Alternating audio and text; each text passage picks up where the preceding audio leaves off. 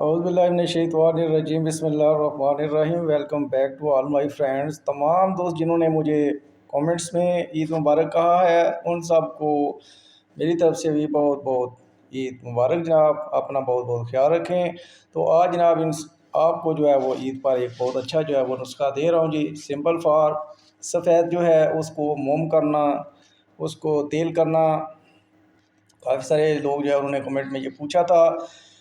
मैं इसलिए नहीं बना रहा था वीडियो, मेरा मकसद था कि मैं प्रैक्टिकल करके बनाऊं। तो प्रैक्टिकल जो है इसके अंदर जो है वो सोडियम मेटल की ज़रूरत थी, वो अभी मुझे नहीं मिल रहा था। उसका सोडियम मेटल की तैयारी भी आपको बता देंगे जी। तो आपने जनाब करना इस तरह है कि ग्लिसरीन ले लेनी है, आम दुकान से मिल जाती है 100 ग्राम, और इसके अंदर सोडियम मेटल जो है वो डालना है 50 ग्राम। तो इसको कर्ल करना है। ये जनाब तमाम का तमाम जो है वो एक मोम सी बन जाएगी। ये दोस्तों जो मैं अपने नुस्खे बता रहा हूँ, आपको बना रहा हूँ, ये जो किए हुए हैं वो हैं, और इसके अंदर इनको आसान तरकीब से मैंने बनाया है। मिसाल के तौर पे सिंपल फॉर सफ़ेद जो है, इसको जो हुक्मा हमारे हैं वो जिस तरीके से बनाते हैं वो एक लंबा प्रोसेस है। उसके लिए वो लेते हैं पुट कंडा, उसका नमक निकालते हैं, उसको जलाते हैं, उसको पानी में घोलते हैं, फिर उसका नमक लेते हैं। फिर उस नमक के अंदर जो है ये पुट कंडा को पोर के नमक के अंदर जो है वो सिंपल फॉर सफ़ेद की डली को रख कर उसको जो है वो कुछ देर वक्त के लिए जो है वो 6 घंटे कुछ पकाते हैं, कोई 12 घंटे पकाते हैं। उस नमक के अंदर ही जो है वो सुई को सलाख को सुई वगैरह को गुजारते हैं, ताकि वो जब नरम हो जाए, मोम हो जाए, तो वो उसको मोमियाँ समझते हैं, उसको शीशे में बंद करके रख लेते हैं। ये तो तरीका जो है ये रवायती है और पुराना जो है वो चला आ रहा है, ये भी ठीक है। तो दोस्तों इसके अंदर मेन जो चीज़ है, मेरी जो तहकीक है, रिसर्च है, वो ये है कि ये नमक जो पुटकंड है ये क्या चीज़ होती है, और इसके अंदर जो है ये क्यों जो है वो सिंपल फॉर मोम हो जाता है।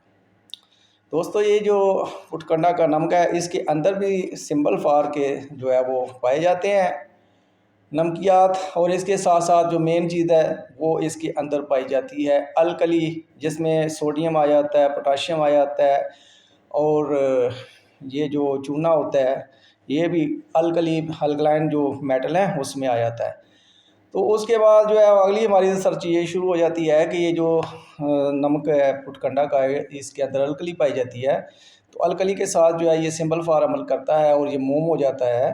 तो क्या अगर हम वैसे अल्कली का कोई कंपाउंड ले लें, महलूल ले लें, सोडियम ले लें, सोडियम मेटल ले लें, तो क्या उसके अंदर भी ये मोम हो जाएगा? तो ये अगर इस तरह हो जाए तो ये एक आसान तरकीब होती है। तो मेरा जो अक्सर जितनी भी वीडियोज़ हैं वो यूनिक हैं, बाकी से हट कर हैं, बाकी लोगों से हट कर हैं, लेकिन उसका जो प्रोसेस है वो आपको आसान करके मेरा काम है बताना, जो असल मुद्दा है वो बयान करना।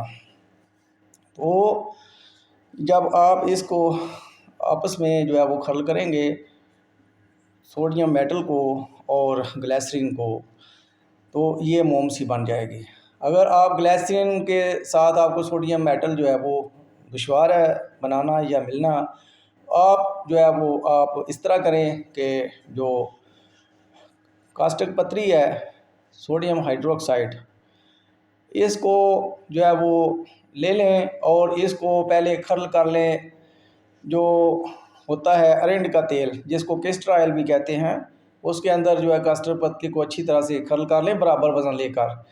फिर इसको जो है जब ये बन जाए, थोड़ा सा सख्त दोनों का ये जो है एक क्रीम सी बन जाए, तो उसको भी आप फिर ग्लिसरीन के अंदर डाल दें, तो तब भी जो है ये मतलब आपका हल हो जाएगा, ये जो है वो मोम सी बन जाएगी। अगला मरहला ये है कि इस मोम जो है इसको आप बना लें। 100 ग्राम अगर मोम है तो इसके अंदर आप तकरीबन 20 ग्राम तक की जो है वो सिंबल फार जो है वो ले लें, और सिंबल फार जो है उसको 100 ग्राम जो है इसकी आप मोम ले लें, और मोम के 50 ग्राम नीचे 50 ग्राम ऊपर दे के दरमियान के अंदर जो है वो सिंपल फार सफ़ेद जो है उसकी एक डली रख लें, और इसको जो है वो दरमियानी आग, बिल्कुल हल्की आँच, जो हम घर में गैस वाला चूल्हा होता है ना, उसके ऊपर चूल्हे का जो बर्नर है उसकी आप प्लेट उठाएं ना, तो नीचे वो नाली से ऊपर आप जलाएं तो वो शम्मा की तरह जो है ना जलाएंगे ना, ऊपर से जो एक प्लेट सी उसके ऊपर होती है, टिक्की सी होती है